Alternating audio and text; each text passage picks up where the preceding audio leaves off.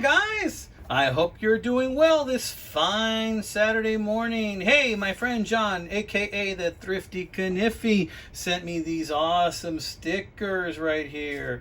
And I want to show you guys. Look at this pretty cool stickers. Nice, very nice, nicely done. Thank you so much, John. I'm going to be sending you probably my last two stickers from the batch my wife made. I'm still waiting on her to make me some more, but you know how it is. I don't want to pressure her, you know.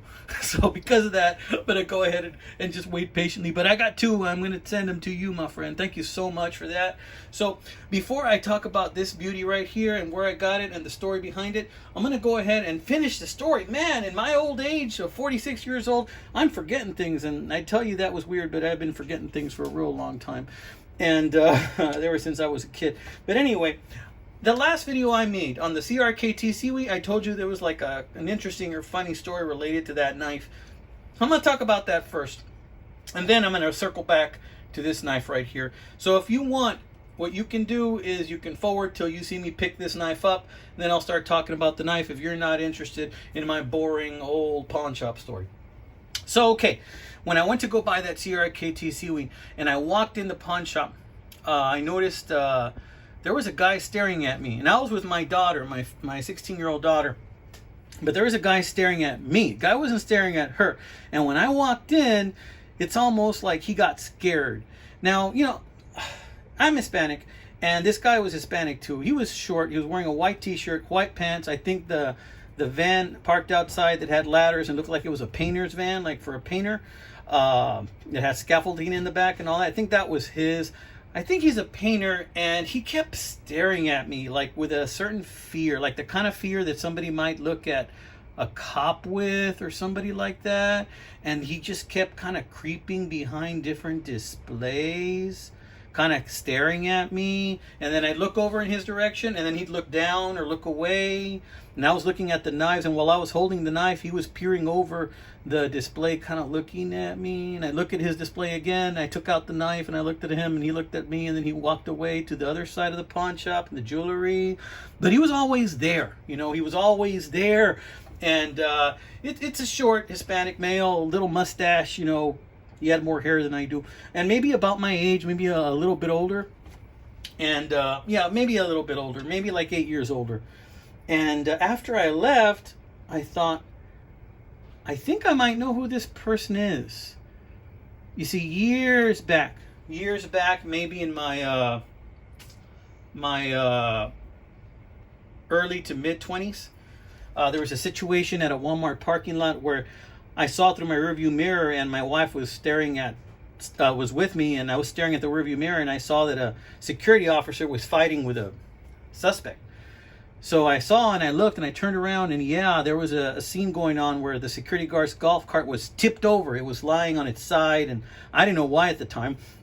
And he was struggling with a suspect, and he was losing, and he was having a terrible time trying to hold this guy, and this guy was beating on him. And so I told my wife, I looked over at her, I said, should I go help?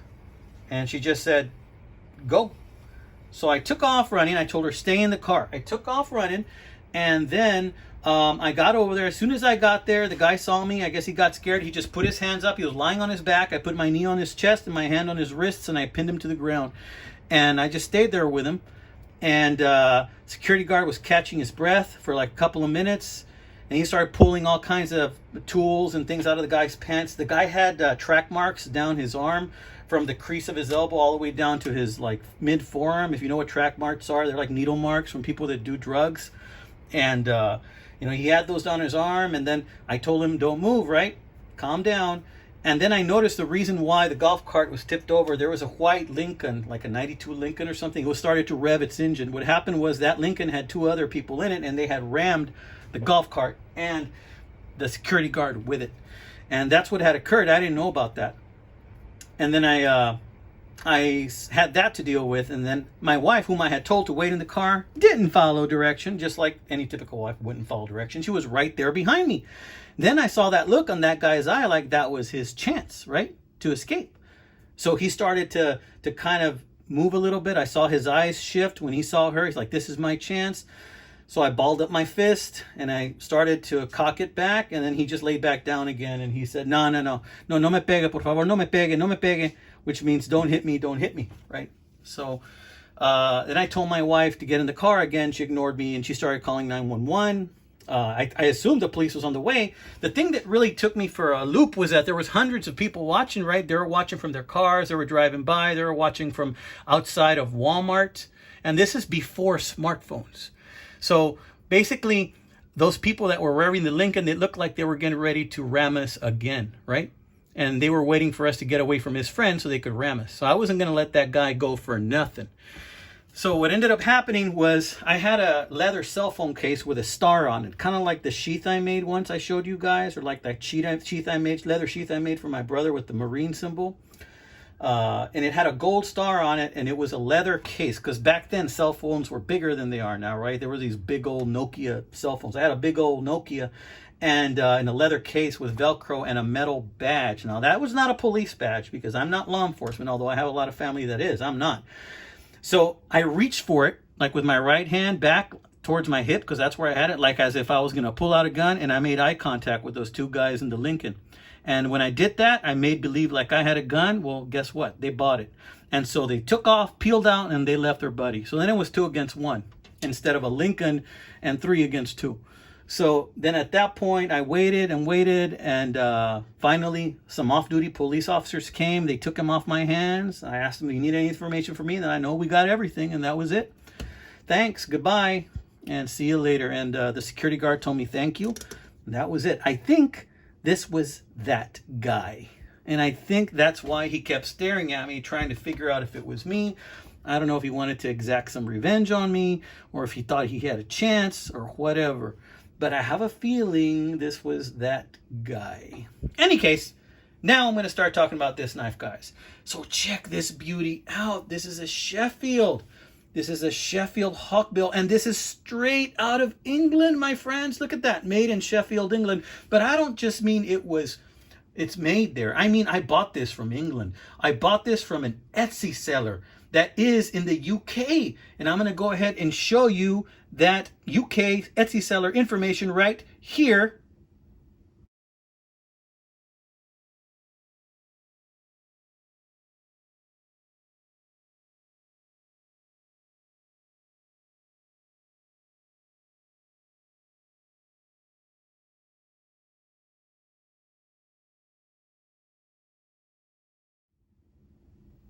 So the lady's name is Fiona. She seems like a wonderful person. And talking to her, I asked her a little bit about this knife. You see, it's got this slip joint design. It's got like this clamshell type of bolsters here.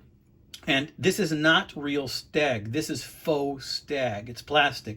But it attracted me enough because it looked kind of cool. It kind of looked real. So I went ahead and I said, you know what, that's nice. You know, it kind of looks like it's a hawkbill, but it's been used a little bit. So it's kind of like a sheep's foot, halfway between a sheep's foot and a hawkbill. So I really like it a lot. So I decided to ask her, excuse me, ma'am, do you know anything about the history of this knife? You know, I have a YouTube channel. And she said, oh, well, as a matter of fact, I have about 400 knives that I purchased from an elderly gentleman that I'm selling for him in her shop in the UK.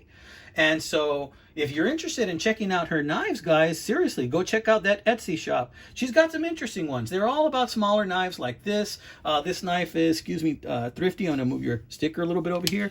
This knife is 1, 2, 3. It's a little over 3, maybe 3¼ inches, or 3 inches in the closed position right there. They're all about this size. Some of them are smaller, some of them are a little bit bigger, you know, but she's got a ton of them, and I'm hoping that she still does after this video. So she got all these knives for a price from this gentleman who I think was retired. He was looking to kind of sell some of his wares, and she bought it from him, and she's got a lot of knives to sell. So this is straight out of the United Kingdom, guys. I really like that. It wasn't sharp when I got it. She pretty much sends them to you as is, which I think is cool, because you guys know cleaning is part of the fun. It's part of the joy of getting an antique like this. It's cleaning it, making it look a little shinier than it was, right? So I cleaned it up a bit. You know, this is never going to be a beauty queen or a safe queen. It's never going to win any beauty contest, but to me it does, because, you know, this I think is from the 60s or 70s. Tobias, Gibson, tell me, Stuart, let me know if you know what time period this is from, my friends, because I have a feeling this is from the 60s or 70s, but I'm not 100% sure. You know, I don't know. I'm not familiar with these tank stamps. This one has something in the back. You know, I don't know if it says Brit. and it's like a manufacturing stamp, but I think it says A something patent number and then Brit or something like that. But yeah, it's a beauty of a knife. Didn't have any snap open when I first got it. Does it snap open? Yeah, it snaps open. Does not snap closed. It has a half stop, but it doesn't make a noise. Notice how it's got, the kick is kind of flat right here. I kind of like those knives with the flat kick. It's got a choil. What kind of steel is this? I don't know, but it's some kind of carbon steel. See that tarnish right there? Does it snap closed? No, it does not. Feels like it might with a little bit more use. So far, I've just bathed it in a little bit of WD-40. This has been sharpened, but not too much, just a light sharpening. Just a great looking little hawkbill, right? And these hawkbills, they have that curve on the spine so that when you're using it to prune, you know that you can put your fingers in here, put it right there and let others. And this is real comfortable in the hand. Just holding this knife, right? Just holding this knife makes me think about the gentleman that may have owned it, how many years he enjoyed it while he carried it in his pocket or just took it out and admired it. You know, and I love the fact that I'm able now to be part of the history of this knife and to enjoy this knife's energy, this knife's history and background. And now I have that wonderful connection. Miss Fiona, thank you so much. It's a beautiful knife sent all the way from the UK, amigos. So I'm going to go ahead and check out that link. Well, it's not a link, it's a picture. I'm not sure if I can do the link. Then I'll see if I can attach a link to the description. If not, it's called Fish Finds. It's called Fish Finds. Just type it in under Etsy, and if you're looking for the particular shop, to go find it. All right, my friends, enjoy your Saturday. You know where I am right now? I am at Market Days in Harlingen, Texas while you're watching this video. You're probably jealous. There's probably a bunch of knives over there. I'm going to see if I can find something. I'm going to do some detecting. Y'all take care now. Goodbye.